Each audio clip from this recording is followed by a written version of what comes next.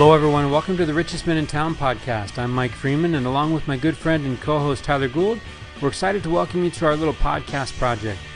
Tyler and I are just a couple of middle-aged husbands and dads driven to live our best lives. We want to be better every day, so here we'll be sitting down with great people. Not famous people, but great people that we admire, to learn their secret to living the rich life. Probably not the rich life you're thinking of.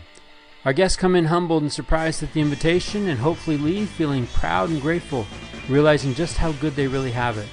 So pull up a chair, stay a while, and raise a glass with us as we toast our guests to the richest men in town. All right, Tyler Gould, who knew that way back, episode 89, Tony Giovanello would give us a nugget of a name called Joe Chimenti. We would get him on the show, and he just dropped some wisdom. What's bouncing around in your head from our time with Joe tonight? I loved our time with Joe tonight. First of all, I love the fact that we have these really meaningful conversations with people that I've never met before and some you've met or haven't met. But inevitably, we end up with 4 or 5 different names of people that other people are recommending to us to have on this podcast. Joe is one of those people. I loved it. You know, one of the things that stands out to me with Joe is his great sense of humor. Mm-hmm. The guy knows how to laugh at things, and even when things are a little bit tough. But his commitment to loving his family and leaving a legacy of love and loyalty, to me, was profound and powerful tonight. Anytime we're in a space, right, where we're talking about long-haired hippies in Colorado and Beatle quotes like, "The love you take is the love you make." I love that. Yeah. We're on some sacred richest men in town ground, right? And a reference to Dodgeball, the movie. That is a first in RMIT history. And I'm just glad that someone else has a sense of humor that's down on that very, grade school level like mine. I love it. And as sophisticated as we think we are in 2022, that old school wisdom comes out tonight. You know, Joe is quick to quote his father and quick to just honor his father and his mother with the things that they taught him. And I think that gives us hope as dads, right? Because the idea is we're pouring into our kids right now. And hey, maybe some of this stuff sticks. It sticks when they need it in their lives, and maybe even long after we're gone. And that's what Joe shows us tonight. Yeah, I loved it, man. I think that there's, it definitely gave me an opportunity tonight to kind of think about the important people in my life. And as Joe was recounting some of these stories and recollecting some of these quotes from his father, it really kind of started to bring up some of those feelings for myself and of my father, and also just other people that have touched me and pushed me in the right direction. And man, it was a great conversation. And hinge moment, Hall of Fame. Oh man! Right, when he talks about where his life just does a 180 on it, like I dig all of that. Yeah, and look, I'll tell you, if you're a praying person, okay, and you're listening to this podcast, you want to receive an answer like Joe. Like, he asks for a sign and he literally gets a sign. You know what I mean? Like, if you're not a praying person, you'll hear this account and this story and you'll think, I got to give it a shot. Doesn't sound like it takes much. Right? That's true. Yeah. You have a grain of a mustard seed and you throw it out there. And I just love that idea. Like, I knew God would answer. Oh, I loved that. I loved that comment. And it was almost as an aside. He said that without really putting a whole lot into that. And I loved that. And I will tell you, Mike, one of my favorite moments of our conversation with Joe tonight was him talking about his dad's faith. I really loved that tonight. So I love the moment he talks about watching his sons be good dads. Yeah. Right? Yep. And I love the accent when he puts out his dad's order for donuts. A crulla. It's a cruller, I think. It's got an R on it, but that thing gets that R was deleted. gets dropped. Man, I wish I could speak New York police. It's an amazing dialect of the English language. It is, man. Well, listen, I'm grateful for Tony G. Shout out to Tony G. Yeah, absolutely. Right? Connecting us with Joe. And I appreciate you, Mike, for stepping away from your chicken shack to walk over to Joe and make this thing happen. So, hey, you know what? When the opportunity presented itself, I recognize that as like, hey, that's definitely a sign I got to talk to Joe. So to Joe, to his 4 boys, to his wife, to the family, I want to thank you for, for living the lives that you guys are living. Joe Chimenti's he's a doer. He's a mover, literally moving his family all over the country. He's into adventures, and I think that he takes us on a wild ride. So to Tony, props. To our listeners, I hope that you enjoy. I hope you take some notes, and I hope we all do something with the wisdom that comes from your time, our time with Joe Chimenti on this episode of The Richest Men in Town. Joe Chimenti, welcome to The Richest Men in Town. How are you? Can you hear us okay? I can hear you great, and I'm just getting my video up. All Great. right. Thanks for inviting me. Well, we're excited to have you. Joe, I want you to meet Tyler Gould. Hi, Joe. How are you? Good to meet you. I'm good, Tyler. Very nice to meet you. Well, I don't know if you know, but there's a guy from New York. There's a New Yorker running around these parts saying you're an amazing guy to meet. I don't know if you but Tony Giovanello is trading on your name. Yeah, no, Tony and I are good friends. I like Tony a lot. We have a lot of similarities in where we grew up and how we grew up. Well, we go back a little bit. I go back a little bit with Tony, just doing some projects here in Shasta County, and Tyler and I had him on the podcast, and I think almost immediately after the podcast was over, he's like, "You got to get Joe on the show." Yeah, sounds like Tony. Well, thanks, man. I'm glad to be here. It's awesome, man. Well, we're excited. So while we were warming up the room, we had a conversation about a quote from a guy named Teddy Roosevelt. Little background. Tyler and I, our kids just graduated high school, right? So they're making adult choices, and they're making decisions, and they got some future difficulties ahead of them. And Tyler's daughter shared this quote with him recently. It says, "Nothing in the world is worth having or worth doing unless it means effort, pain, difficulty. I've never in my life envied a human being who led an easy life. I have envied a great many people who led difficult lives and led them well." Very good quote. What do you think about that quote? I think that really says what life is all about, and that life is about what you earn, not what's handed to you. And it's certainly the mantra that we used with our 4 boys, that you can have whatever you want in this great country, but don't expect anybody to hand it to you. I love that. I love it too. Where did you get it? Was that handed down to you from parents? Yeah. Oh, yeah. My dad was part of the greatest generation. He served in World War II. He saw combat, and that's all he ever said. He spent 20 plus years on the New York City Police Department. So, and he was the kindest, gentlest man you would ever want to meet in your life. And he wasn't well educated because his generation didn't have a lot of opportunity that way, but he was very inspirational. And that was his favorite quote is, "Son, I fought so you could have whatever you want, but you'll only get what you work for." And I've kind of lived like that and done pretty well. And my boys live like that, and they're doing pretty well. That is fantastic. So, Joe, did you grow up in New York then? I grew up in northern New Jersey. Okay. So I was across the river from Tony.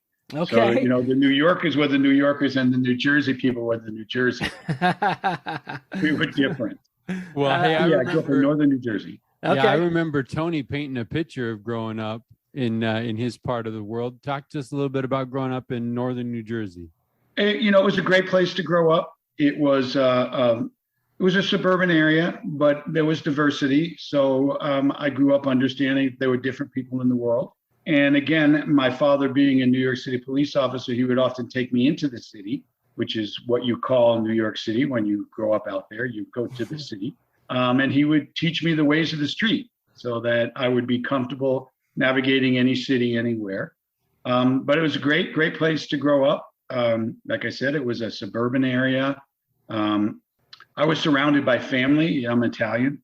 So my family was all around. So I knew both sets of grandparents. I knew all my aunts and uncles. I knew all my cousins. So there was a great cultural connection, which I think is very cool. I think it's certainly lost with my kids because I moved thousands of miles away from my family. But I grew up with a lot of insight and a lot of wisdom and a lot of direction.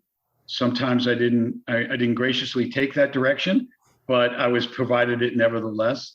And I'm very appreciative. I'm very appreciative that I was blessed to grow up with parents who earned everything they had. And we didn't have a lot, but we appreciated everything. And it really is a good spiritual sense to have, and has guided me through my life, that I'm very appreciative of anything I get. Now, I still whine a lot, but that's human nature. At least that's my human nature. But at the end of the day, when I put my head on the pillow, I'm very thankful for what God's blessed me with, because he's blessed me with a lot.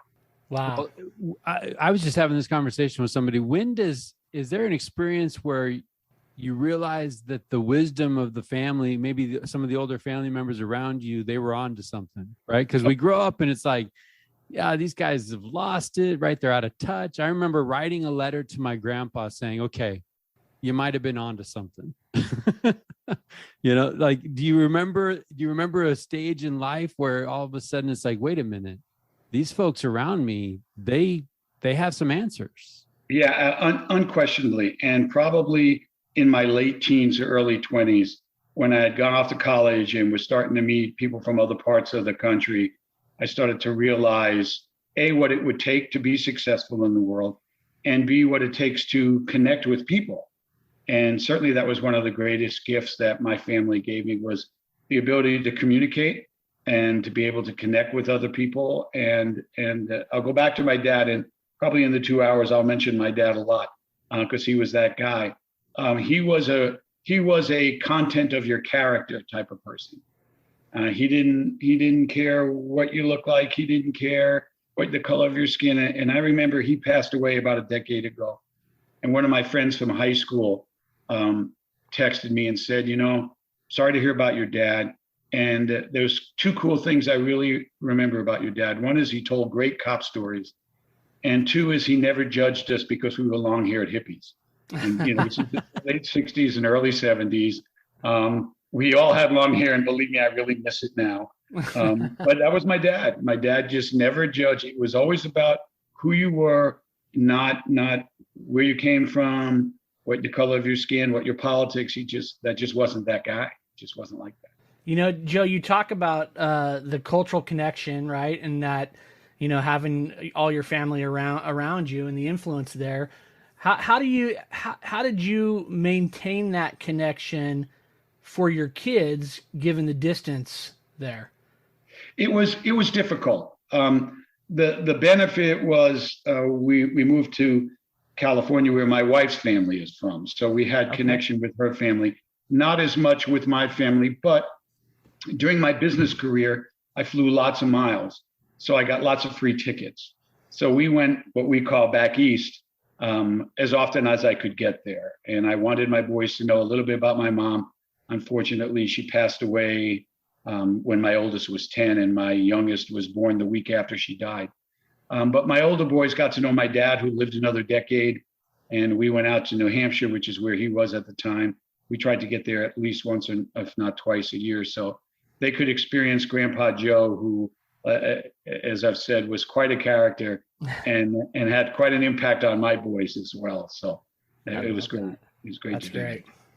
Joe, can I back up for a second? Can you let me in on what was going on in your heart? It sounds like at the same time in your life, you lost your mom and welcomed the birth of your youngest child. Yeah, it was. Right?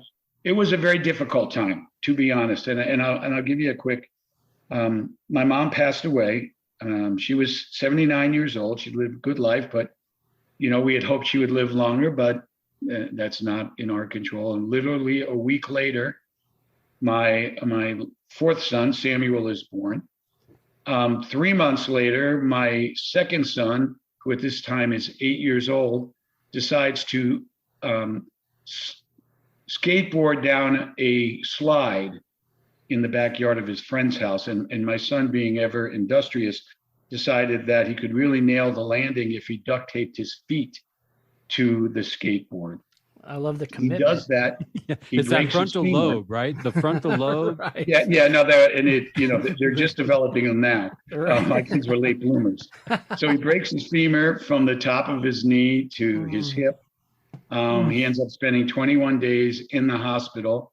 And there's a whole story to that. And then about 4 months later, my father-in-law passes away. Oh, wow. So I had about 6 months where I had extreme joy and intense sadness. And it was, and I'm Italian, so, emotional roller coasters are common in at least the way I grew up. And that was probably one of the most intense emotional rides I'd ever had. But I have a very supportive wife who, through everything, stood right by me, and we made it. Can you talk a little bit about your mom and what she meant to you and what you learned from her throughout her life? She was a very fastidious person. She was a neurotic person, and I inherited both those qualities. When I was a teenager, because I was her youngest, and I did all the things that the other two at least never told her about. I hitchhiked, I rode motorcycles, I rock climbed. I did things that made this poor Italian woman, this poor, nervous, neurotic Italian woman, just absolutely as close to God as she could possibly get, because I think she wore out her rosary bead. We didn't always have the best relationship during my teen years, and I think that happens. But once I got older and went out on my own, I appreciated what a great woman she was. The insights, the sensitivity she gave me, the kindness, because both my mother and father would do anything for anyone. That was just, and when it came to their families were number one all the way. So she taught me a lot about compassion and sensitivity. She also helped me develop my sarcasm, because she often was the victim of my sarcasm. But like I said, we healed that, long before she left this earth. Talk to me a little bit about siblings, brothers, sisters. I have an older brother, 5 years older, and I have a sister 3 years older. We're a classic Italian family. We're yelling and arguing and screaming all the time. A lot of talking with hands. Oh, it's the only, you can't see my hands because they're down below the camera. That's the only way you communicate. Words, you don't use your hands. But yeah, I can remember us fighting, and my mother would run around closing all the windows in the house so people couldn't hear us. And I'd come right behind and open all the windows so the whole neighborhood could hear us. But I have a great relationship with my older brother. He and I built the house. He lives in Colorado. We moved to Colorado together back in '76. He lives in the house he and I built. He's just a great guy. Our politics is very different. I'm a conservative guy. He believes Bernie Sanders is too conservative. So you can imagine some of the conversations we have, and we still have. When I talk to him, I'll just mention certain conservative words, and he just goes off the edge. It's very entertaining. And his name is Billy. I say, Billy, I do this because I want to make sure at your age that your heart's still working, that it's still pumping. And, it's pumping all right, Joe. It's pumping all right. Good. Then I've done my duty. And my sister, good person. Don't see a lot. Don't talk to her a lot because she's on the East Coast. But I enjoyed the family in which I grew up, and she is an individual in and of herself. She was the only girl, and she was daddy's girl, and she played that to the nth degree. You can imagine an Italian man and his only daughter. So there were lots of arguments and fights around that. But in the end, we all love each other very much, and would do anything for each other, even though we disagree on a lot of things. But that's the beauty of family. Yeah, at least certainly in my family. So when you've got 4 boys, and is that right? Correct. And what are their ages? Let's see. Chris will be 34. Nick just turned 32. Gabe will be 27 in the end of this month, and Sam will be 24. All right. So when you've got these 4 boys and they're young and you're now you're the dad, right? You're figuring that out. What was the hope for you, and what were those things that you looking back on your upbringing that you wanted to kind of cherry pick and make sure was part of your boys' lives? I wanted to make sure that they had a real appreciation of family, and that they were brothers and they were going to fight, because brothers fight. Right. But at the end of the day, they're brothers, and there's no bond stronger than that brotherhood. And certainly it goes in conjunction, because 2 of them are married and the third's about to be married, and 2 of them have kids. But it's all part of that same bond, that long after my wife and I are gone, I want them to enjoy each other. And they don't have to see each other every day. They don't have to live next door. Again, my brother's in Colorado, my sister's in New Hampshire.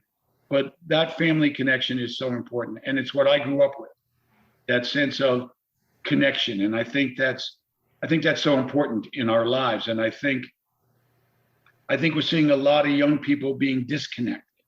They're not connected to their family. They're not connected to their spirituality. They're not connected. And I think that, and I'm not a psychologist, but I think that really has an adverse impact, and they become more asocial, and they sink more into social media and more into video games, and not into the healthy human interaction that certainly I grew up with, and certainly what family brings to you. So I really instilled that, and then I instilled a very a hard work ethic. As soon as they were old enough to work, they did. And I will be honest, I was the youngest in my family, and I worked the angle a lot. I've got excellent sales skills, which have guided me through my life. And I could work my parents really well. And I made sure my kids never got the opportunity to do that. I would tell them, whatever excuse you come up with, I've already nailed it.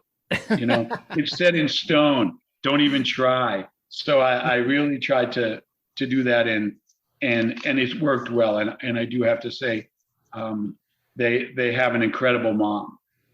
We were fortunate that my income was enough to support us, and my wife is she's an all-in mom, and she's an all-in grandmother. And she so loves kids that when we go to restaurants, she'll run up to somebody that we don't even know, but they have a baby, and she'll start saying, "Oh," and I'm like, "Please don't call the police. She's really a nice woman. She's not going to steal that baby. She's really a wonderful soul." But she had that very strong connection with our boys, which is so important, because I traveled a lot. I was like Tony, and I was gone a lot, and that's hard. But I was able to make a good living, and she was able to be a part of their lives, so that we could do what we wanted to, which was create 4 young men who are functioning, beneficial members of our society. And that was really the standard we set for our kids. I didn't care what they did for a living. Didn't matter to me. I just wanted them to be good people, and they are. So I'm thankful. Joe, what's your wife's name? Debbie. Debbie, how long you guys been married? We will be 38 years this August. Wow. So she has a high tolerance for pain. How did you guys? That very sincerely. How did you guys meet? I was a police officer in Vail, Colorado, and she was a dispatcher. So she, the classic cop dispatcher story. She spent so much of her time telling me what to do. I figured this was the basis of a great marriage. And so far it has been, so I've got no complaints about that. So can you walk us through that career choice? So you grow up a son of a police officer, right? Correct. One of New York City's finest. And Correct. Can you walk us through that process? It's kind of a bit of a convoluted story. Well, I'm thinking you were a long-haired hippie. Yeah. Turned police officer. That's got to be a great story. Yeah, you'll get to know me by the time we're done these 2 hours. So I got out of college with a degree in history and political science. So I had no career aspirations at all. because you get a degree like that, you pretty much figure you're never going to make a living using that. But I was a rock climber. So I moved to Colorado and I climbed rocks and I got into construction. And I was a framer. So we would frame houses and do exterior trim. And it was a great life. I was right in the foothills of the Rocky Mountains in Boulder, the Boulder metro area. It was great. And at that point in my life, I worked hard and I partied hard. And I'll just leave that sit right there. And I got to a point in my life, about age 24, I go, man, I just can't keep partying like this. I can't. So I left Colorado for about 4 weeks, came back home to New Jersey, just hung out with my parents to try to sort things out and think about, where to from here. So I spent about 4 weeks. I went back to Colorado and I got back into construction. And one day I'm driving to the lumber yard for a job that we're working on. And I am not a Bible thumper in any way, shape, or form, but I am a person who believes in God. And I'm praying to God because I'm like, when you get back into the same environment where you're surrounded by great guys who party all the time. And again, we worked hard. We never hurt anybody. We were good guys. We just worked really hard for 10 hours. And then we tried to party as hard as we could for 10 hours. So I'm driving in my car and I'm praying to myself saying, God, I need some help here. I need to find a direction. And because I know this is not my future. And I really need you to show me a sign. Show me a sign of what I should do next. And literally, I turned the corner. This is in Broomfield, Colorado, which is east of Boulder. And I look to my right, and there is a sign, an actual sign from the Colorado State Patrol, which is like California Highway Patrol, the Colorado State Patrol that says now hiring. So I had never thought, again, I was a long-haired hippie. I'm a wild man partier, construction worker. I never thought that law enforcement was going to be a part of my life, any part of my life. But literally, that's the sign. So I went to the lumber yard. I got the lumber. I went inside. I filled out the application, and they hired me. Wow. And that's how I got into law enforcement. It happened just like that. Wow. Well, there's a couple directions that I would love to take, right? Because I know a lot of folks that didn't get off that party train. Yeah. Right. So I'm curious what was maybe instilled in you. I know for me personally, I was in a spot where the words of my mom rose to the surface, rose to the front of my brain and was like, hey, this scene that you're in, you're better than this, right? You can do something more. Yeah. I'm curious what might have been instilled in you as a child to get off of that train. Because I do think that's swimming upstream a little bit, right? Yeah, unquestionably. And once again, it's my dad's words. Because my dad was the type of guy that, he didn't have to really yell at you. He would just say things like, how disappointing that is. Mm. You really think this is the best use of the talents that's God's given you? Because if it is, then by all means, if this is as good as you think you can be, if this is as much as you can get, if this is the goal you want to achieve, that was just my dad. And you would just shrink as he said these words to you, because he could hurt you in a loving way, in a loving parental way.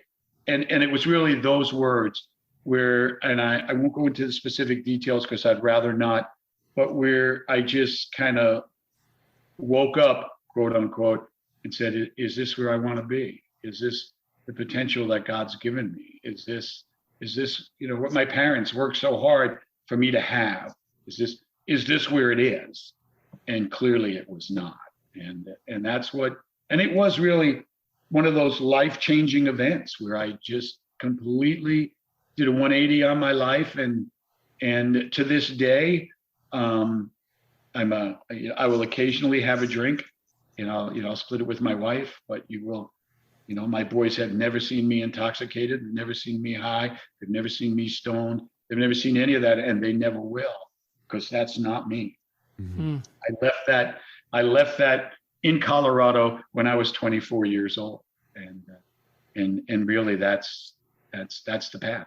Tyler, that makes me think of Bunker, right? Our last guest talking about that role of the parent when they become adults, we're really of influence, right? We're in their lives as influence. We can't dictate, right? We can't tell them what to do, but we can exert some influence. And man, I'm glad that your father exerted that influence. And I love the instinct, Joe, of I want to go home for a couple of weeks. Yeah.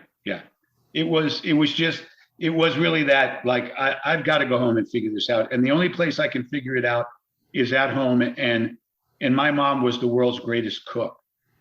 So you just want some meatballs. I had 4 weeks, 5 weeks, however long I was there, of like the greatest meal, because I was her baby too. So now Italian mom, I'm her baby. I moved away 3-4 years later. I come back and it's like, whatever, Joey, what do you want? What do you want to eat?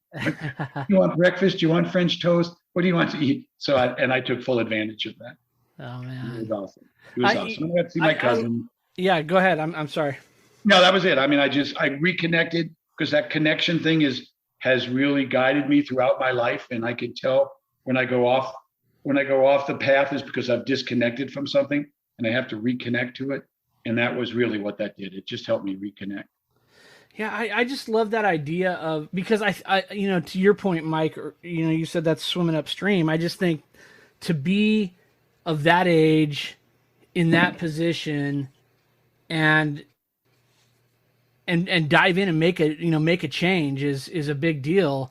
And I think, it's sort of that quote that you read at the beginning, Mike, right? That Teddy Roosevelt quote, that to the effort and the difficulty. But I also can't help but think about this idea of, like, our parents' words sinking deep into our souls, right? And those being there kind of resonating especially as we're getting into these pivotal moments of life, wherever that may be, whether you're a young boy, a young father, or in a career. I can, there's points in my life where I can recall things mom and dad have said that have made me take pause, and at some points in time have made me pivot in a certain direction. I just think of having the ability of your parents, Joe, to establish a home where the kids want to come back. Right. I mean, I think that's really important. I love my mom. And one of the things that I love about her is that bridge was always there. Yeah. Right. No matter what I was up to, no matter what kind of knucklehead I was being, I could come home and there'd be some home cooked food and we'd be able to talk. We'd be able to talk plainly about how things were. Right. And I think that too, I love what you said about that. Whenever I get disconnected, I was talking to somebody just the other day, and it was like, kind of reconnecting with your purpose, reconnecting with your why. It's like, well, can you identify when you're off? Can you identify what got you off? And do you do something intentional to get you back on? Yeah. Right. And I think that idea of going home is one of those strategies to, connect and get back to people that you love and get back to, like, okay, who am I? What am I about? Yeah. And I do that with my own boys. And my youngest, Sam, works here. He works in Reading right now for KRCR. I'm a huge fan, by the way. I'm trying to maintain that that professionalism on the podcast. But Tyler, Sam is an up and coming reporter for KRCR News, and I'm a big fan, Sam Chimenti fan. He's a great kid. I like to tell Debbie it's our best work. It took us 4, but by the time we nailed it at 4. Hold on, those other 3 boys are gonna be listening to this, so you might want to throw them some love later. They're all really good. I mean, they're really good men. The 2 older ones are good fathers and good husbands, and they have been really blessed. It's so important to find the right person in your life, the right companion, because this journey is very bumpy. But they've done that. And with Sam will sometimes call, and he'll always call his mom, and he'll say, you think Pops, because that's what he calls him, I think Pop will cook me some dinner if I come home on Sunday, and I'll bring some of my friends, which I love. I love. So the boys will, he's got 3 or 4 buddies, and I'll just make a big pot of sauce. I'll make a bunch of pizzas, or we'll grill something.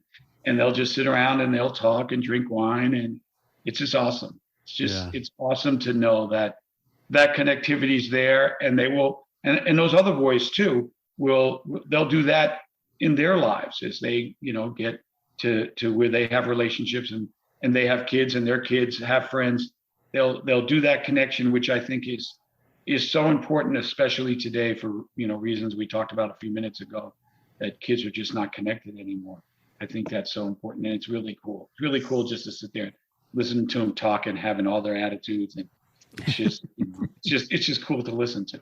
So can you tell me, speaking of cool, can you tell me what it's like to see your boys being good dads?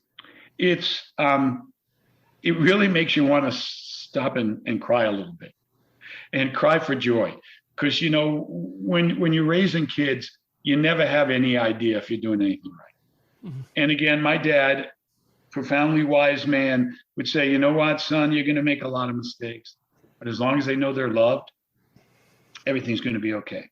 Just make sure they know they're loved.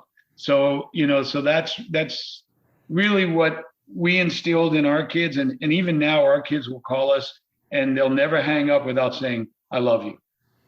Even my oldest son, one time he called me from the police department, which he works, and I knew he was in the officer's room because I could hear the other cops talking. And he goes, okay, Pop, I love you. And then, and then he hangs up. So I think that sense of love, and my boys are so good with their kids. I inherited my mother's neuroses. I was kind of neurotic. I was always thinking, no, they can't climb on that. They can't touch that. They're going to hurt. But my boys, they're all in. They just love all over their kids, as do the moms.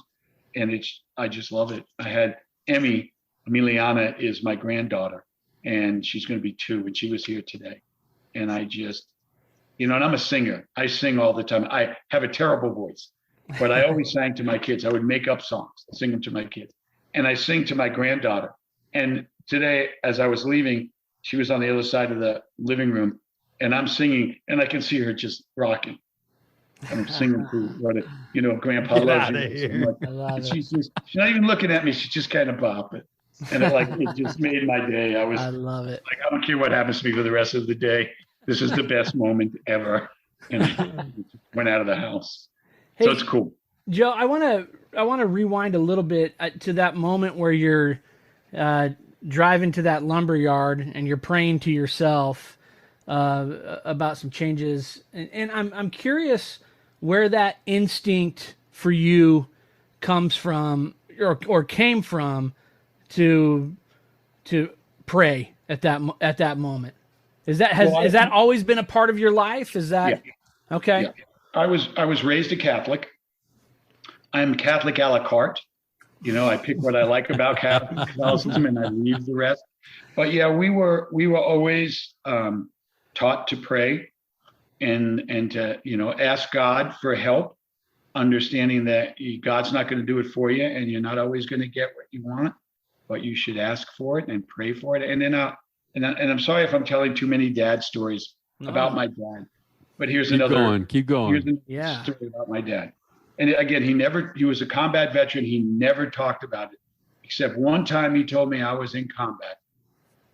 No details, no particulars. And he said, and I remember telling God, if he got me out of this alive, and he was probably 27, 28 when this is happening, that I would say a rosary every day of my life until I left this earth. Clearly, God got him out, and every day of his life, I mean, every day, that man carried his rosary with him everywhere he went. And you could see him, like he'd be driving and you could see him moving his lips. And you just assumed he was crazy and talking to himself. But that was when he would pray. And every day for the balance of his life. And the man lived to almost 96 years old. Wow. Rosary. So the power of God has always been instilled in us. And we don't probably manifest it as well as we should.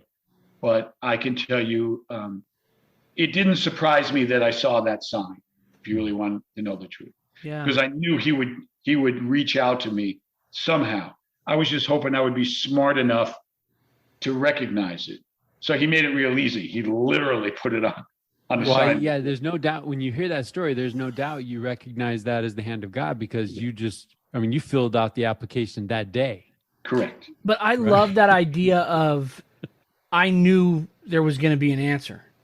Like I think that a lot of times we've had these conversations with other guests, and sometimes these prayers come out of desperate moments, and and I think that there's a sliver of hope that things will happen. But I love that, as you said, I had no doubt there was going to be an answer. I just was hoping I was going to be able to see it. I love that faith. And I'll be honest with you, I'm touched by the story of your dad's faith, right? Yeah. To me, that example of faith of saying, hey, prayed one time, if you get me out of this, I'm going to keep this moving forward. I love that. Well, and Tyler, we're always talking about remembering. Yeah.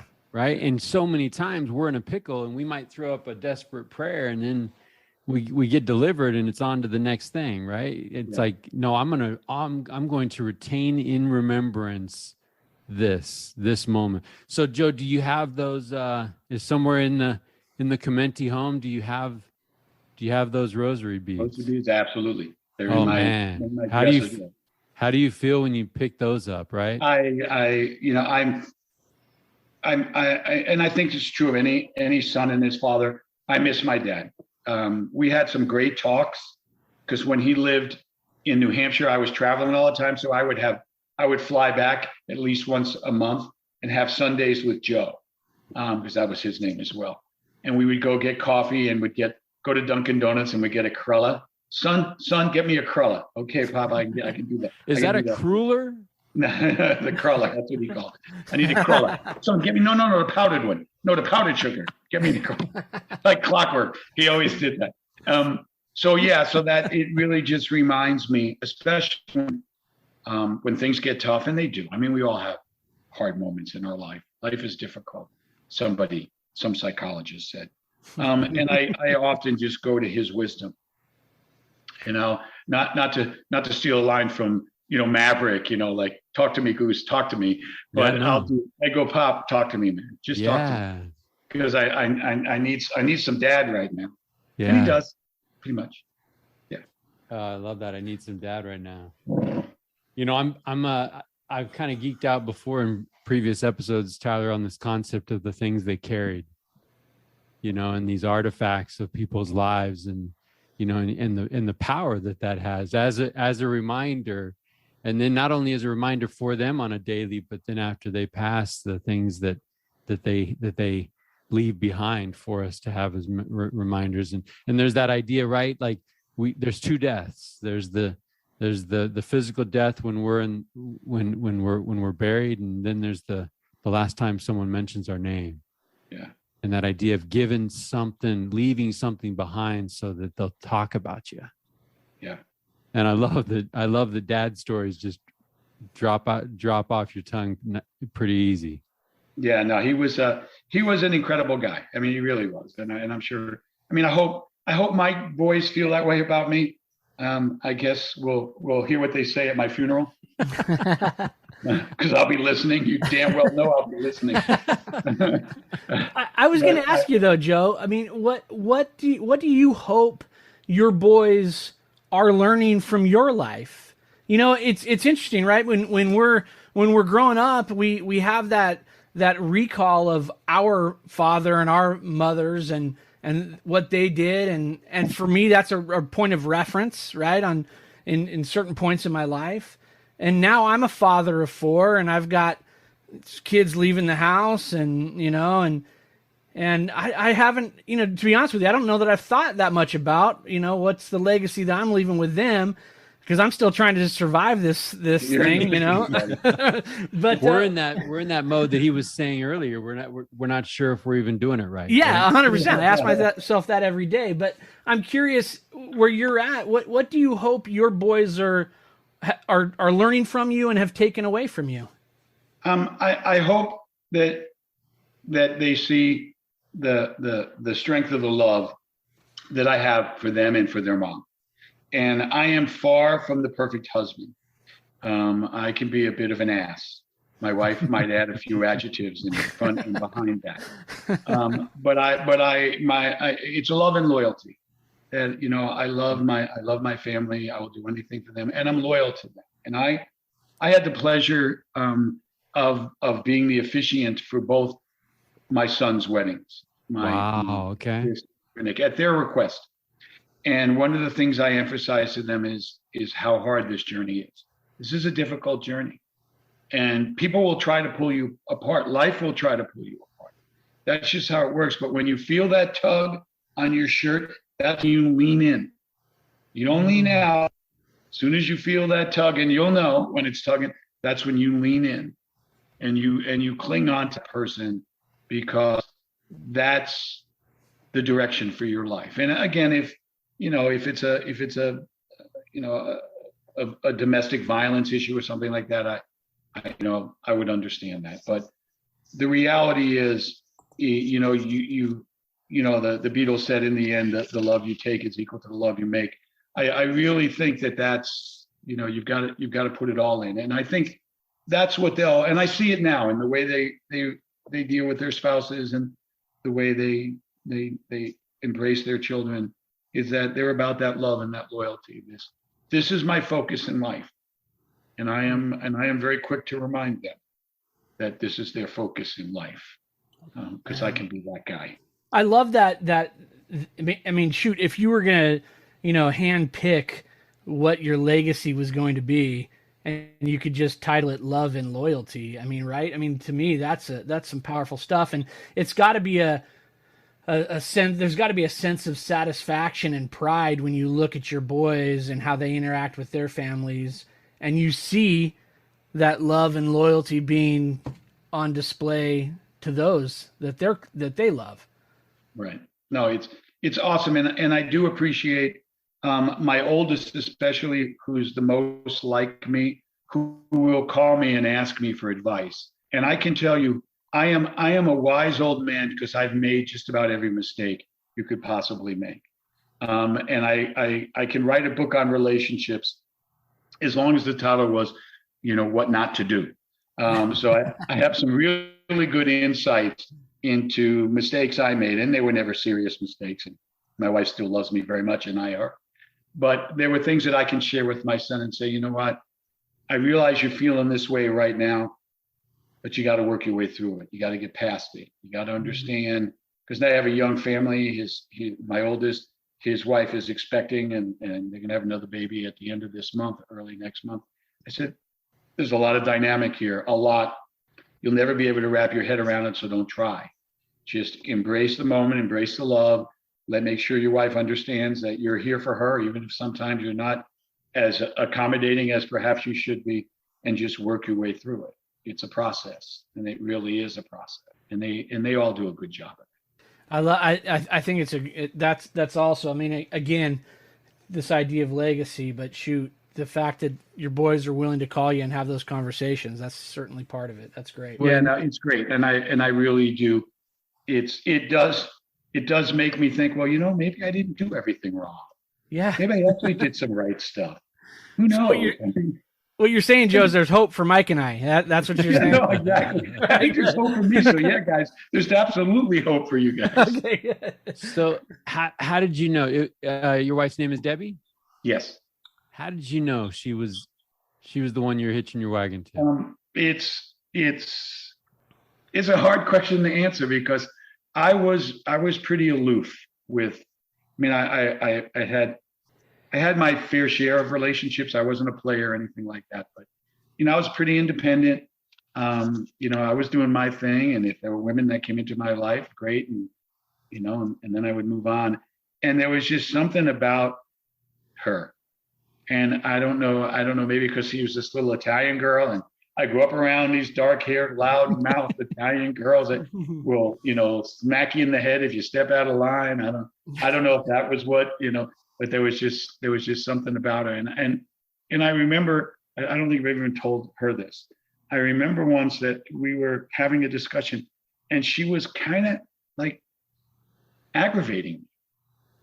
And I'm thinking, I've gone out with, I went out with a few women in my life, and I never gave them the emotional connection to even get aggravated with it. As soon as I started getting aggravated, like, I'll see you. And this one was like, she was like aggravating me. I go, why? Why is this woman aggravating me? And then I realized, wait, I must have feelings for this woman. And then it just grew from there. It just grew from there. What advice do you, what advice? So we've got kids coming up on those seasons in life, right? What advice would you give, what advice would you give to people? And this is what I tell my boys, there's no perfect person. If ever you have a question about that, just look in the mirror and you'll appreciate there is no perfect person. And, look again, words from my father, always look at the heart, what's in their heart. And no matter what, you'll have your rough times, but look at everything. It's not superficial, because superficial will go quickly. It's not looks. It may not be, any of that stuff. There's got to be and you'll know. And I tell them, you'll know when you feel it. You'll know that I'm kind of a cosmic guy. There's a cosmic energy there, a connection. Because again, there's that word again, connection. That cosmic energy sounded very 1970s Colorado. Yeah, well, hey, just picture this. This a lot younger with a lot more hair. and that would be me. They've, three of them, like two of them are married. One of them is going to be married, and Sam is still figuring it out. But right now he's working on his career, and he really wants to hone his skills to move to a bigger market. So women come in and out of his life, but he's really, my boys learned sensitivity from their mom. My wife is just a very caring, sensitive person. Those maybe aren't my strengths. I think I'm a good person. Well, you complement each other, 7 years in a cop car. It suited me. It fit me.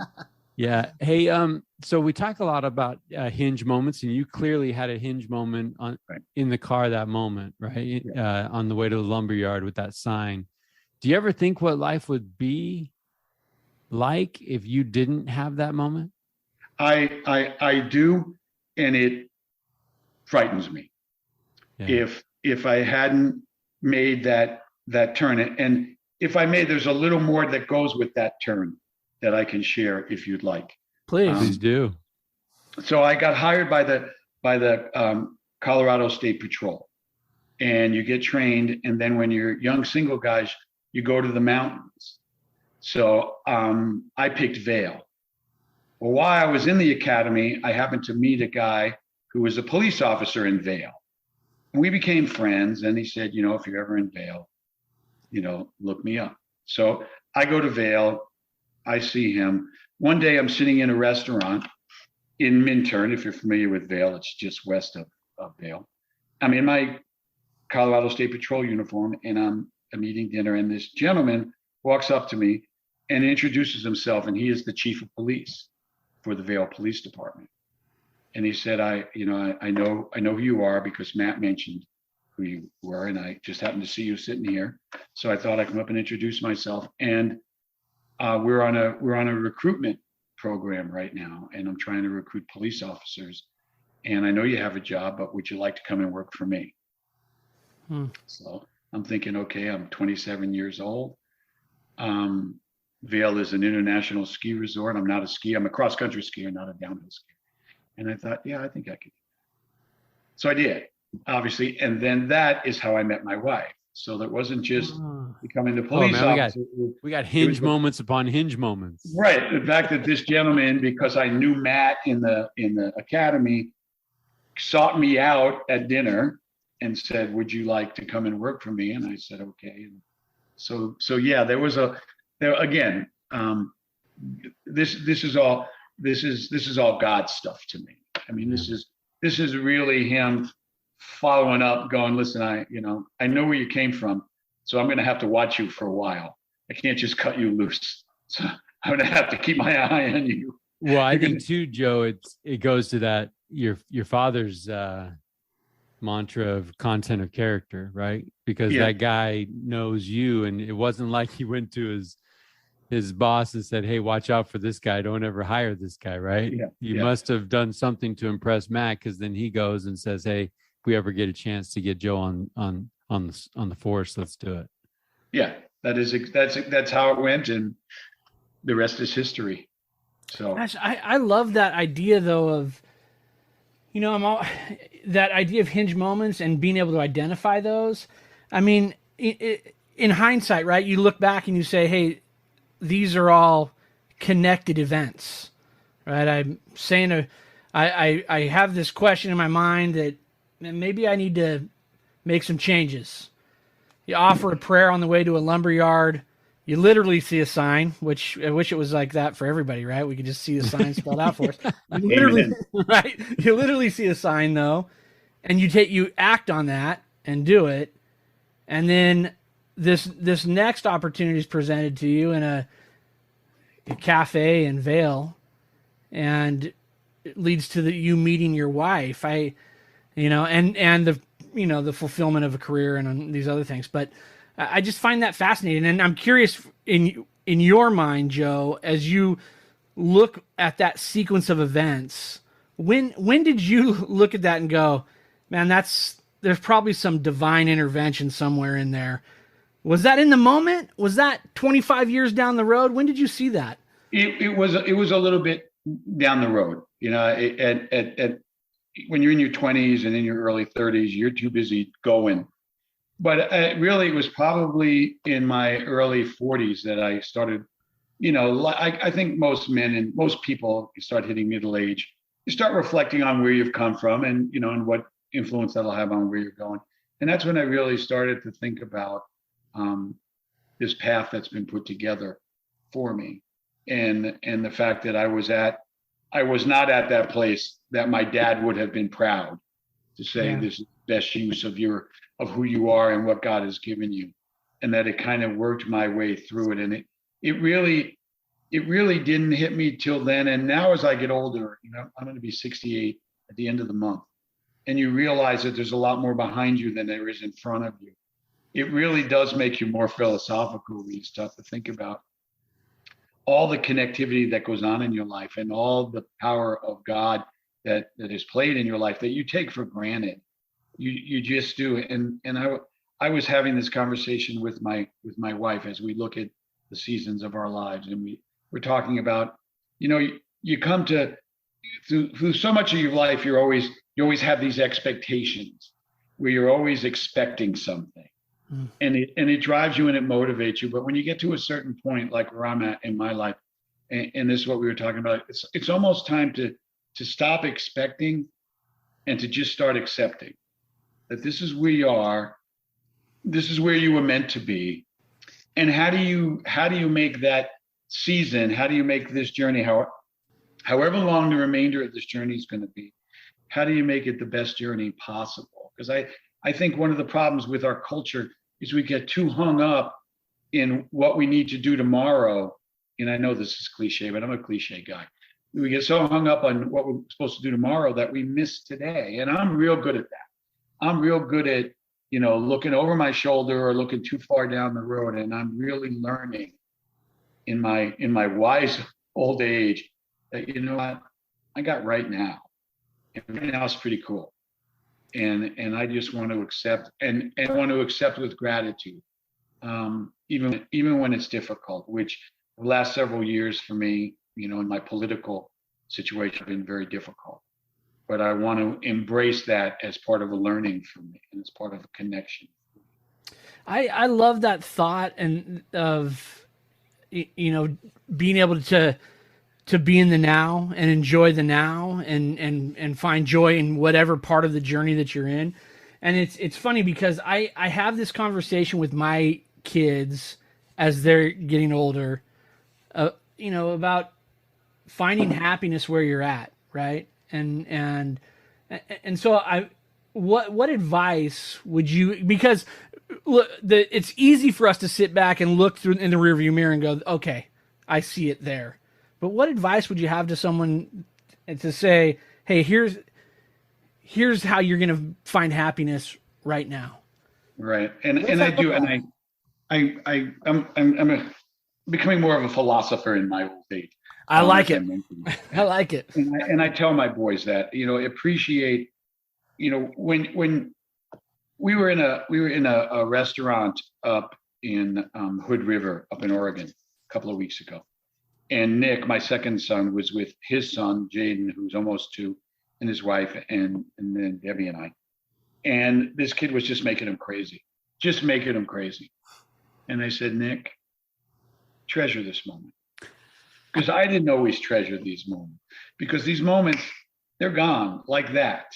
You don't think they are, but they are. So as frustrating as he can be, and of course, grandma grabs him right away and takes him out so that, dad can eat. I said, but these are the things, as odd as it sounds, these are the things you will miss.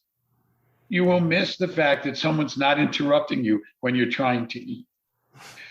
You'll miss those things when somebody's talking to you when you're trying to watch a sporting event or something. Those are the things you just, because you think they're always going to be there. Yeah. Especially someone who traveled all the time. You think they're always going to be in feety pajamas and we're always going to be watching DuckTales. And it just doesn't work like that. So really and they're good at that. I mean, and their mom is really good at coaching them through, this too shall pass. Yeah. And these little anguishes, it's all about growing up. I mean, that's what this is about. And I can tell you, I'm a very emotional guy. I've got a really big mouth, as you guys have probably already determined.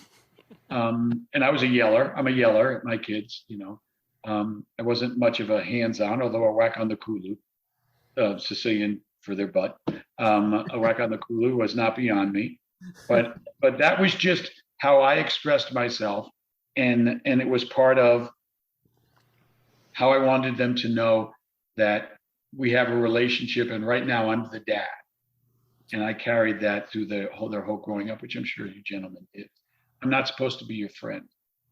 I'm supposed to be your protector, and I'm supposed to be your mentor, and I'm supposed to be your disciplinarian. We'll get to friends later on, and that's where we are right now. Now we're friends. We'll get to friends later on. And they can share their life with me and their challenges and their expectations, and I can laugh and go, yeah, got it, understand, been there. And the best is when they say, Dad, how did you and Mom handle 4 kids? We have 1. So, I said, here's the best. And my buddy told me this. Here's the best way when dealing with children. When you have 1 kid, you can double team. When you have 2 kids, you can go man to man. When you have 3 kids, you drop back in the zone. when you have more than 3 kids, it's all prevent team. Just keep them in front of you and try to contain them, because that's all you can do. That's all you can do. Yeah, they got the power. They got the power play on, right?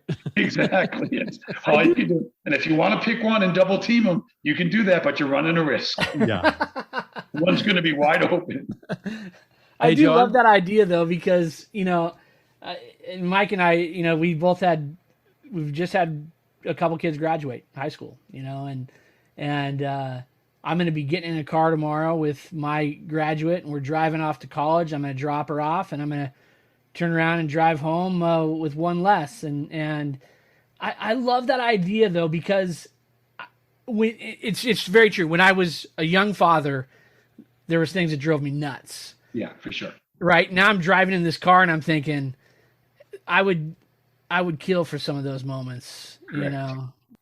Joe, one of the things that we're about on the Richest Men in Town is making sure that we're clear on what's important in life, right? That we've got priorities in place, and we're, let's be real, Tyler, we're a hot mess, right? But yeah, and I think that's why we're in this project, right? At 68 years old, looking back, were there things that at one point you thought was important? You thought that they were important, but now with the perspective that you have, just weren't? Absolutely. Does something come to mind? Yeah, I am not a material person. I was never, again, long hair, Boulder, I was a hippie. But when I started having nice things like a nice home, I really wanted my kids to appreciate that you work hard and this is what you get and there's a reward and that's good. And I was I was too obsessive about keeping things clean and, don't scratch it. You really shouldn't, color on the wall. There's just those things that now as I look back, I think, what a waste of energy. If you want to write on the wall that there's paint, I can cover. I mean, I'll tell you can't do that. I'm not going to say, yeah, that's good. You're just expressing yourself. You probably want to be an artist. I'm going to make it clear that behavior is not acceptable, but I'm not going to let it upset me. And because those things just don't matter. And they again, very cliche, but they don't. As you start getting older, you think about what are the things I want to remember. I don't really care about the first house I lived in, the second house, the third house, the fourth house. I don't really care if it was clean, if it was dirty. I don't care what my car looked like. I just don't care.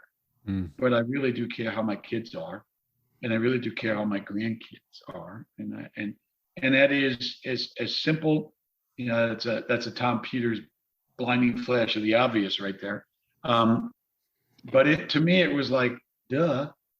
So now, when my grandkids come over, I'm like, hey, I just want you to hurt yourself. I don't care if you break something. I don't care if you tear something. I had enough broken bones raising 4 boys.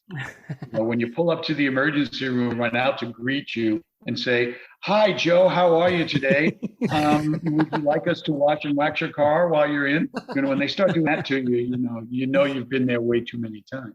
But the material just don't.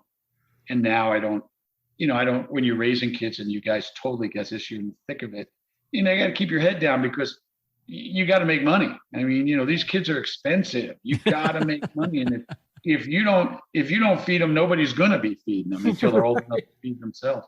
But now I'm at the point where they're all feeding themselves. And I'm like, okay, I'm going to do what I like. I'm going to enjoy myself. And my wife and I are going to go do what we want. And it's just a different place in life. So how did the Chimentis get to California? Because this is where Debbie is from. So I came from New Jersey. I went to school in New Jersey, came to Colorado, met Debbie. Debbie is from California, but because I'm the type of person that really wanted to test her love, I had to make sure she really loved me. So instead of moving directly from Colorado to California, which you would think geographically, I moved her all the way to Boston. Oh, I figured, the other direction. So you're California via Boston. Yeah, because I don't own a map. So my career took me there. When I left, I went back to school at night, got my MBA, left law enforcement, went to work for a very good friend of mine in the distribution business, and his business was in Boston. And it was never my plan to stay there.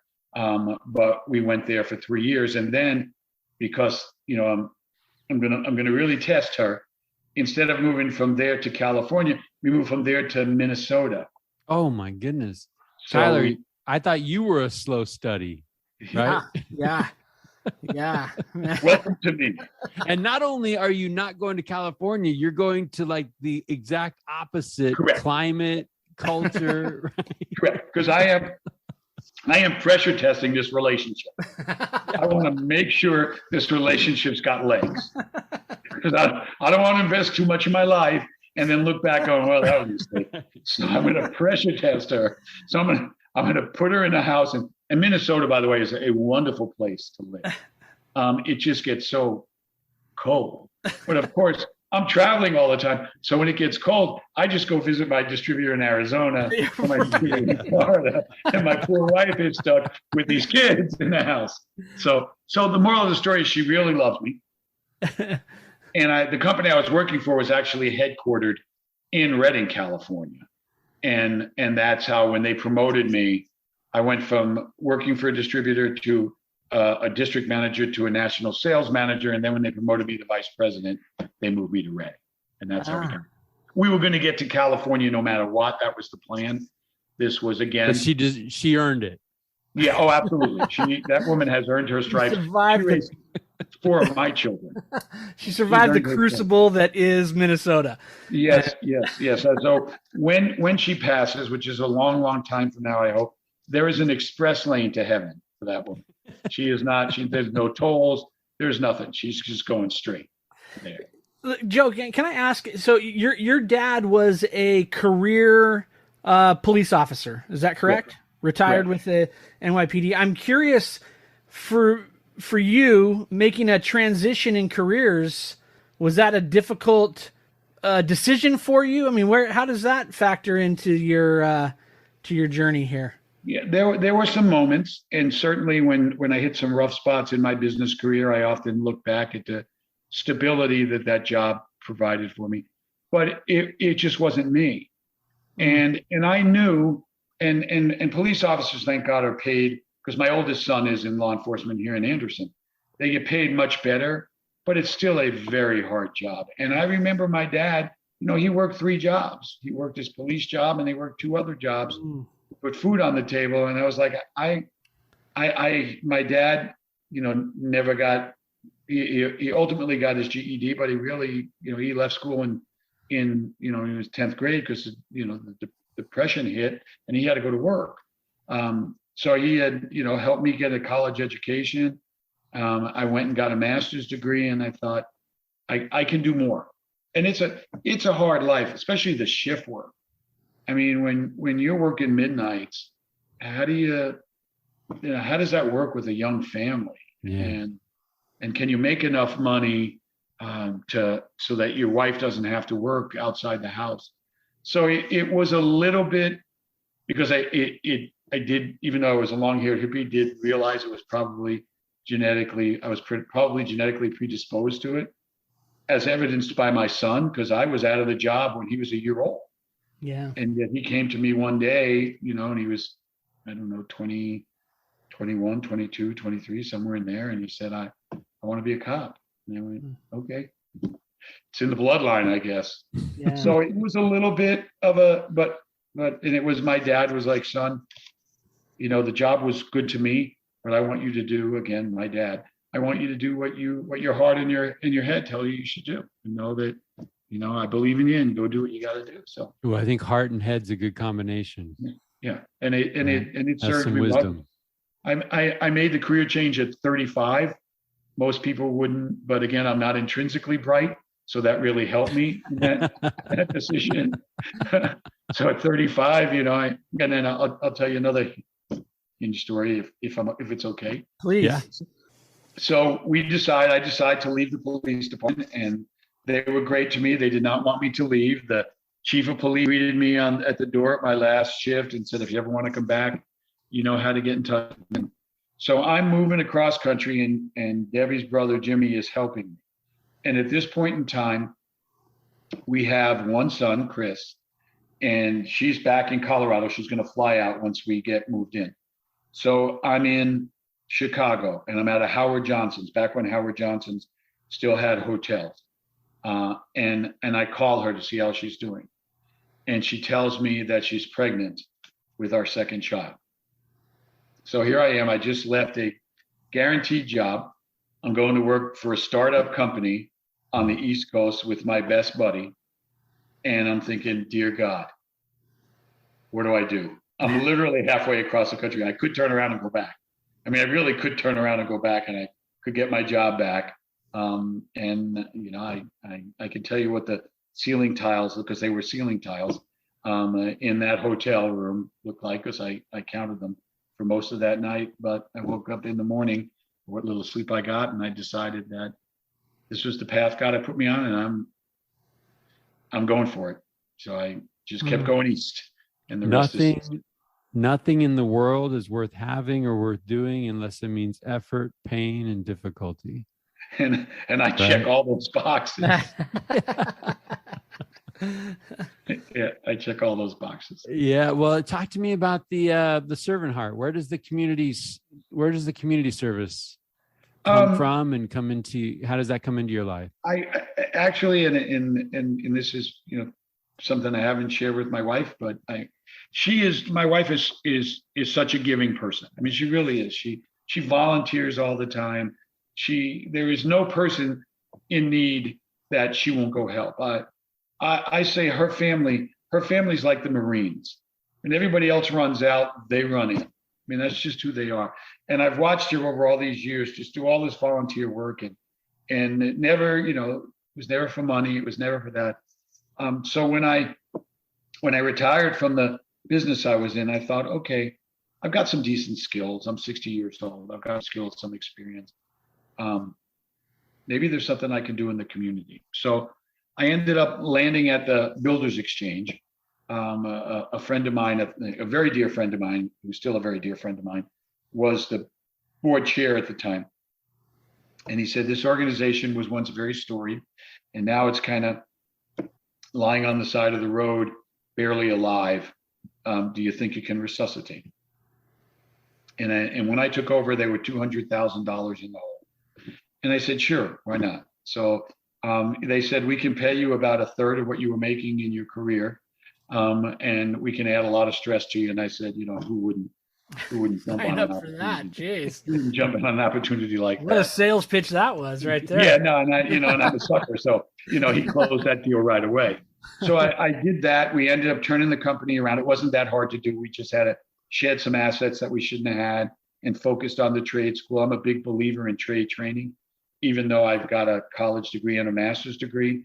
Some of the best moments I had was banging nails, building houses in the foothills. And you've heard that story already.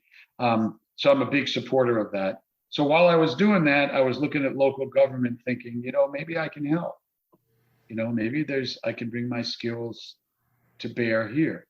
So I decided, I went and sat at the Board of Supervisors, because the county and the city do very different things. The county has a much broader scope of responsibility. The county is really a direct extension of the state. It's different than the city. So I thought the county would be where I might have the most impact. So I literally sat in meetings for about 2 years. And then I decided, okay, I'm going to do this. So I talked to my wife, of course, and then I talked to people in the community, and we said, let's go for it.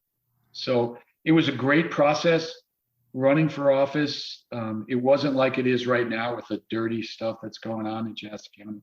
Terrible, terrible stuff. But I didn't have any of that. We were, so I was knocking on doors. It was great. I mean, it was the American experience. And I got my son Sam involved. I got all my kids involved, but Sam was still in the house. And I got him involved. Like, Sam, come out and let's do this. Let's go knock on some doors together. Connecting, right? Connecting with people. Correct. Connect, because that's what it's all about. Yeah. And it was amazing. I would knock on the door and I would introduce myself, and people would look at me and go, wait, you're the guy, you're Joe, you're actually running for office and you're knocking on my door? And they go, yeah. Because it was very surprising to them. It wasn't as surprising to me. I was like, well, yeah, I want to know what you're thinking. And it was the biggest problem was my campaign would always get upset with me, because we would have a territory that we had to, call on during these 2 to 3 hours on a Saturday. And I would have my group of houses, and I would never catch up with them. And they would always go, oh, we got to go look for Joe again. Weird. I mean, is he an old guy? Is he lost? What's going on? And I would end up being in somebody's backyard, because, I'd knock on your door and you'd say, yeah, come on in. Come on, you want to go sit outside, have some lemonade? Oh, yeah, let's go have some lemonade. That sounds cool. And then we would just talk, and they'd go, Joe, we got houses to call. I go, but, there's nobody more important. There's nobody more important than Mike.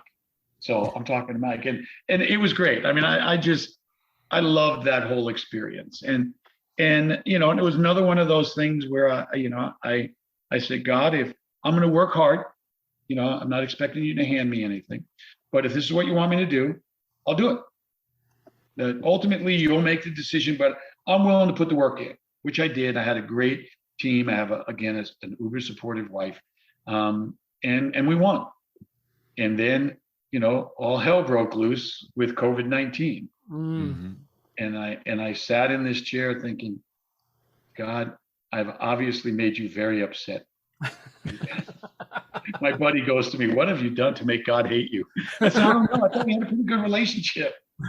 He's one of those, what did I do? It's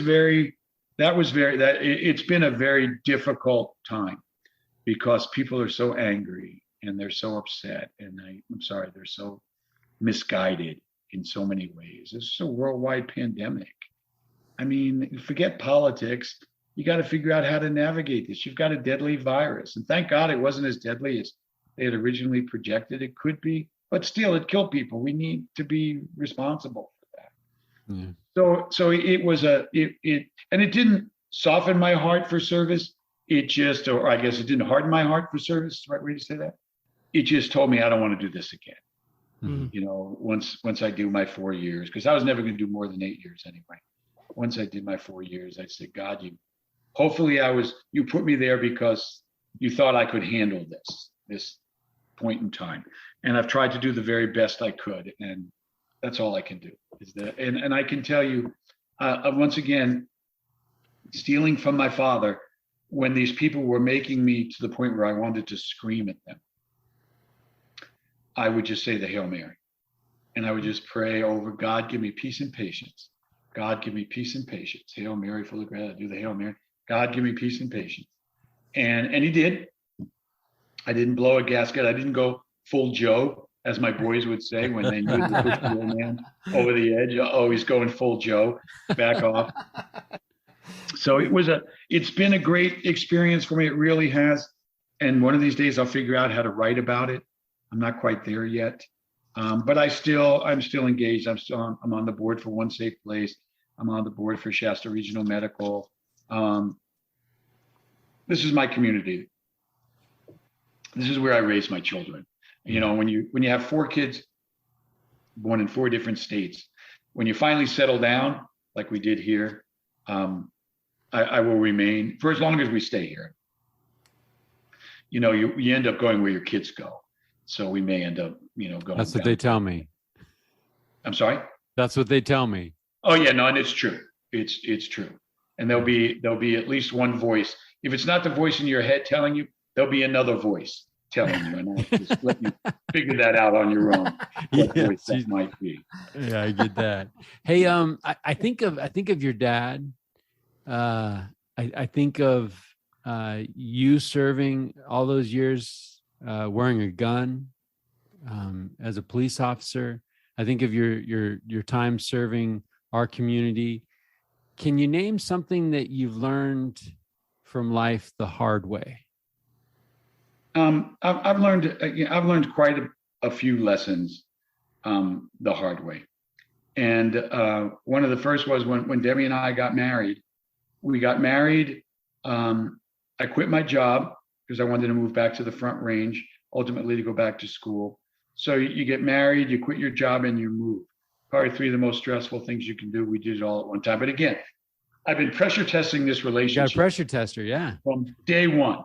I was. I love the commitment to that. That's. Yes, no, I'm nothing if I'm not committed. And if I do something stupid, I stay committed to that. I'm going to repeat this as many times. And consistently stupid, right? Yeah, I am. And there's got to be some value to that consistency. That's right. That's right. So that was, in hindsight, I would not make that move. But again, it worked for us. Again, if I hadn't married the woman I married, I don't think it would have worked. And I can tell you, I won't tell you this story, but I can just tell you this. We moved into the house that I told you my brother and I had built a house. Well, it wasn't quite done yet. Oh, man. So we moved into that, and it didn't have indoor plumbing. And then I'll just leave that sit right there. I like how you increase the pressure on the test. Yeah. And we ended up living there for about 6 weeks. I can just picture Joe talking to her. Oh, but wait, it gets better. Right? We're going to move. We're going to do what? Oh, no, wait, it gets better. There's more. We're going to move to a house. It's not done yet. Yeah. I'm like a midnight infomercial. But wait, there's more. So that was one of those where I definitely learned from that. So we moved several times after that, but they were very planned. They were career steps, and made sure I had a job that was, waiting for me. We made those moves, and in credit to my wife, she's adventurous too. I mean, she's like, throw it at me and let's see what we can do. And she's actually way better at it than I am. I've learned a lot. on how to manage that process from her, because she handles stuff, and I'm a typical guy. I can do one thing, whereas women, especially moms, they can do everything, usually all at the same time. Yeah. And it's, it's an envious, you look at it and go with envy, man. I can't even do one thing well. I love that. Hey, Joe, I'm curious. The theme of this podcast is the journey of living a rich life and what that looks like, and it looks different for a lot of different people. We've had this conversation 100 and I don't know, Mike, 110 times or something like that, and every time it's a little different. I'm curious if you could paint for us a picture of a moment in your life when of a rich moment, that when you can sit back and say, this is what it was all about right here. I can, and I can easily identify. When my son, Nick, who was the first one, my second son, but the first one to get married, when he called me and said, would you do the ceremony? And I was like, what? Would you officiate this ceremony? And it was all I could do not to start crying. And I said, of course I can do that. So as you're sitting up there and you're doing this, by the power invested in me by the internet, and I'm giving them my wisdom. I think this is what it's all about. I mean, it really is.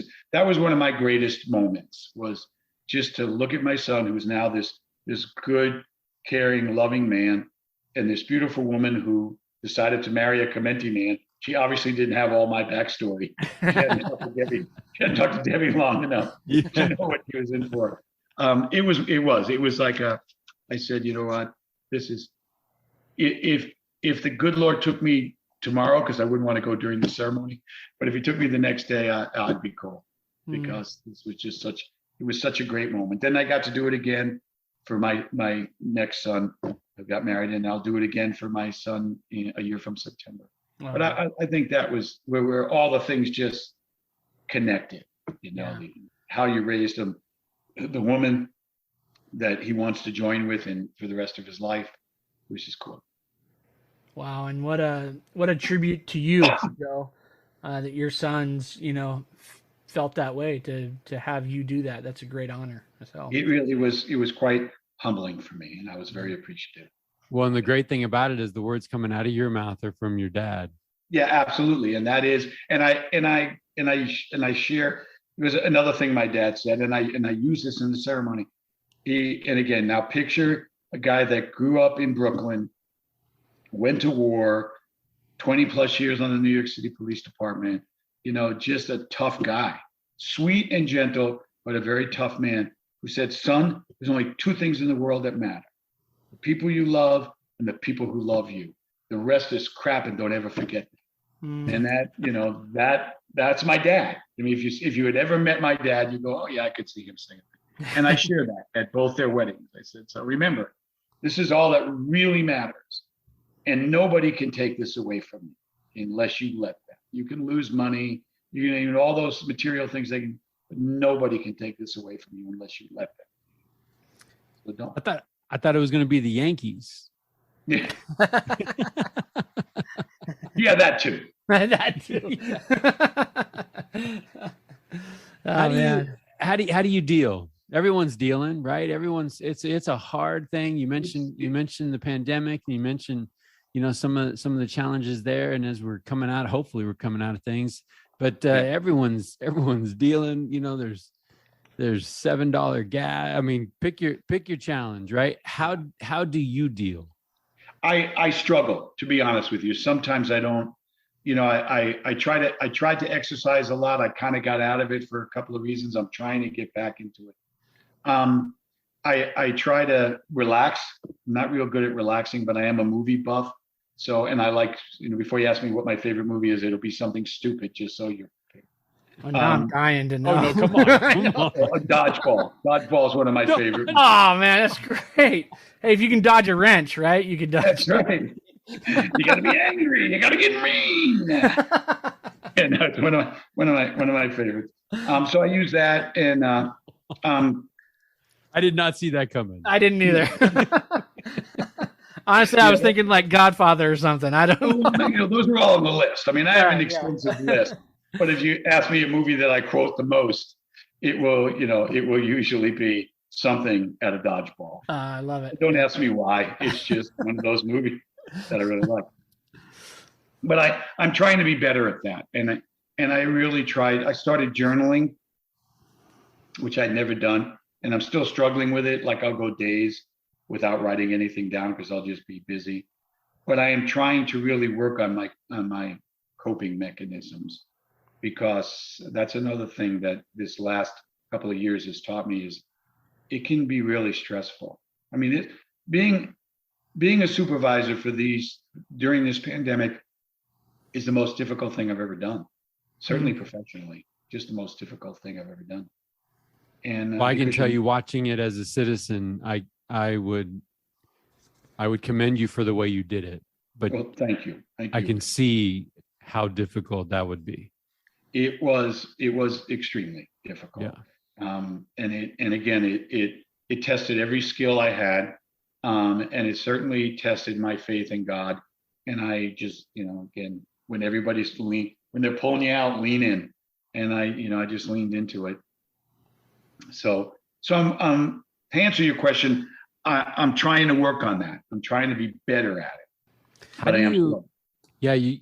we talked. I felt your parents, just their influence throughout this whole entire conversation. How do you honor them today? I honor them, doing for my kids and my grandkids what they did for me. And again, my mom and dad did so much for me. And there were times I said to my dad, let me pay you back for this and help me with the down payment on the house, which he did.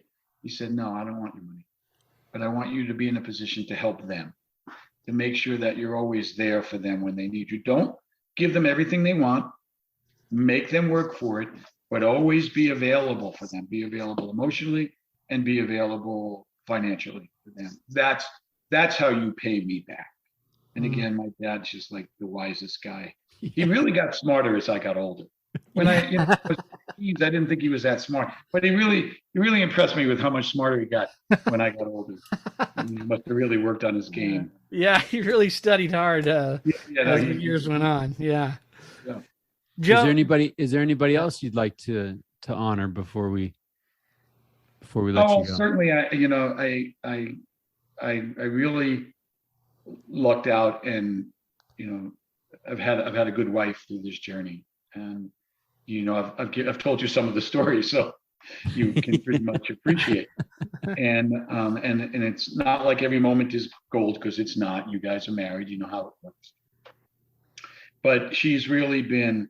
As I'm at this stage of my life, I honor the fact that she was foolish enough to say I do, and has just stood by my side through all of this. And I can't imagine doing this with any other way. Like to your comment to me about have you thought, had you not seen that sign, and none of this would be here. None of this would be here had I not seen that sign. And she is such a critical part of that. So certainly I want to honor I didn't give my mom enough credit. She was the one that always held down the fort. My father was always the one that was being philosophical. But they were both great parents, and I have a great wife, and I've had good mentors in my business life. I've had people that have really taken me by the hand and said, here, I'll help you do this. And I try to do that now. One of the things I'd like to do after this next chapter is maybe teach. And I've already interviewed with the college and see if they want me to do some part-time teaching for them. I think that would be kind of fun, working with some young people and seeing how much I can mess up their minds. I'd sign up for that class. Young, impressionable minds. That's right. There's so much I can do. That's right. Joe, what gives you hope these days? I locally, and this is going to sound corny, but please understand, I've been right in the middle of this political process. And I've really started to wonder if people in Shasta County were just not paying attention to what was going on. And again, I'm a conservative guy. I'm just not an alt-right guy. And I don't mean to get into politics, but here I go. That was just, watching that type of behavior really made me wonder, is this not the community I thought it was? I've been here 26 years. I raised my kids here. Where are the people that I know that, when something goes wrong, they're all rallying around? So anyway, this primary, and I saw, the people that won, I really thought, okay, for our community, I think there's hope. I just didn't really appreciate, and again, I hope I'm not offending anybody's politics here. I didn't appreciate the way those people approached their idea of what's patriotic and their idea of what's American and who should be entitled to the American dream. I don't relate to that stuff. So that gives me hope. And then coming to the end of this season, and I am a man who's had lots of seasons in his life, and I hope the good Lord gives me a few more. I'm hopeful about, what teaching could be and what I can do there. And I've got a buddy who's talking to me about a startup business that he's starting up and would like me to be part of. And I'm thinking that might be something. So I'm hopeful about where I can go as a person, and I'm hopeful for what our community can do. Can we talk a little bit about Mount Rushmore? Okay, Dad's on there, Mom's on there, but do you have any? You mentioned mentors a little bit. Can you throw some names out there of people that you'd put up on your personal Mount Rushmore? I can. One of them is a guy that I worked for only a couple of years, but Gene Martinetti, nice Italian guy, from New Jersey, by the way, and his wife actually went to the same high school I did, a year behind me, but I never knew her. And I didn't know of her until I met him. And he was in Minnesota, which is how I got to Minnesota. And he was just one of those people. He was a lot like my dad. He had a lot of this, simple but profound wisdom about how to deal with people. One of the things he would say is he had this saying, Sayamoa, success is a matter of attitude. That was like his mantra is, success is a matter of attitude. And so I'm a cop turned salesperson, which is not always an easy transition, because when you're a cop, if the sale's not going your way, you can always throw them on the ground and put them in handcuffs. You really can't do that when you're selling stuff. So he really helped me make that. And he taught me a lot about raising kids. His kids were older. He'd actually had a son. His son is now probably, I want to say in his 40s, but he had leukemia when he was 5. And Eugene went through that, and I met him right after he had gone through that. So there was a lot of steps that went to his journey that he shared with me right away, and gave me little words of wisdom about, things like kids, when they're young, they're energy sucking little varmints. And when they're old, they're money sucking little varmints. So just get used to that. And then he would say things like, the thief is always concerned about who's stealing from him. So pay attention in business. Just little things like that. He was just a good soul. And he passed away unexpectedly. Probably, I want to say August of 2011.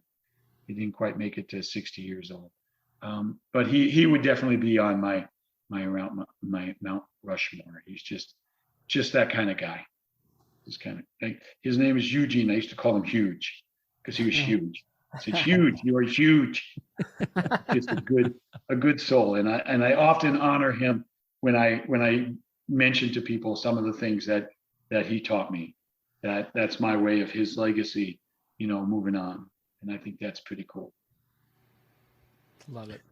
Well, Joe, we've been chatting, and I love the journey that you've taken us on in our time together. And this show is patterned after It's a Wonderful Life, and Tyler and I, our hero, George Bailey, right? And that idea of a rich life. At the end of that classic movie, George's little brother, the war hero, Harry Bailey, comes home, and George's life is a wreck, right? But George has perspective. I know. Yeah, George, go ahead. No, you go, please. I'm sorry. George found perspective, right? Yeah, and he got that back. I can tell you, I've seen that movie a dozen times.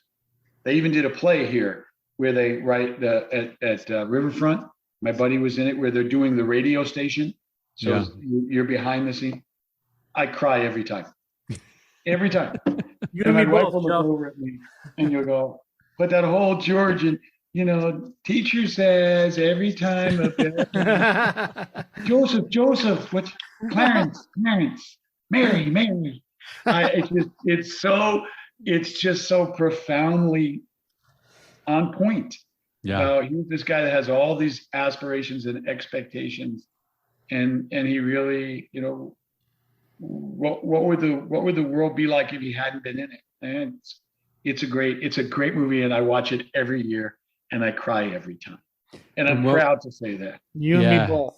And I think we're in the same club, and I love the idea that circumstances around him change or don't change, but everything changes in George, right? Yeah, everything changes, and in that moment, in that moment, yeah, that's right. The drafty old house.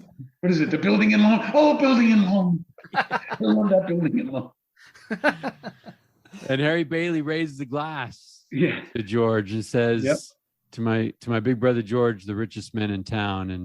And we love the irony of that. And we always, 108 episodes in, we always end our time together with our guests asking this last question. So to Joe Chimenti, what does it mean to you to be considered the richest man in town? It's certainly not a measure of financial wealth, but to have had the journey that I've had. I mean, I was a carpenter in the foothills of the Rocky Mountains. I traveled all over North America and parts of Europe and Asia in business. I've gotten to serve my community. I have the pleasure of 38 years of marriage, and I hope and pray that it will certainly be for the rest of my life. I've gotten to raise 4 awesome kids and watch them in their lives, and I have great friends that love me and I love them. And like I said, my boys will never leave each other without telling the other that we love them. I mean, there's only 2 things in the world that matter, son: the people you love and the people who love you. All the rest is just the rest. And I certainly am. And I don't always think that. I don't always, we all get caught up in our own stuff, but I certainly am. I certainly am the richest man because I have people who love me, and they do it unconditionally, which is, even better. I love that answer, and this has been a lot of fun, Joe. I'm grateful to our mutual friend Tony for connecting us and for the opportunity that I've had to spend some time with you and get to know you a little bit. It's been an absolute pleasure. And I am right back at you. I really enjoy this. I love this kind of stuff. I really appreciate what you guys do, sharing that positive message that our world so desperately needs now, and the benefit of us, all of us sharing our life experiences. We've lost that as we've moved further away from family, and grandparents aren't as close. I think what you guys are doing is so cool, and the fact that it comes from, It's a Wonderful Life. I mean, that's just a deal closer. I love it. I was telling Tyler the time I approached you at Chicken Shack and you were hanging out with your bride, and I went up as a stranger and introduced myself, and I dropped Tony's name, and the door swung open and you were game. So thank you so much for that. No, thank you. And again, thank you for what you're doing. I think it's really cool. We're richer for it. We're richer for the time that we spent. So Joe, thank you. You keep going, right? You keep going. You're not done. You got things. Yeah, no, I got things. I'm going to go until God says, sit down and shut up. And then I'll fight that for a little while, but I will. And you'll fight that. Yeah. Well, make sure you tell Debbie we said thank you for letting us borrow you for a couple hours. And again, Joe, our thanks. We appreciate you. Right back at you. I appreciate you guys a lot. Thanks for the opportunity. All right. Good night. Have a great night. You too. Take care.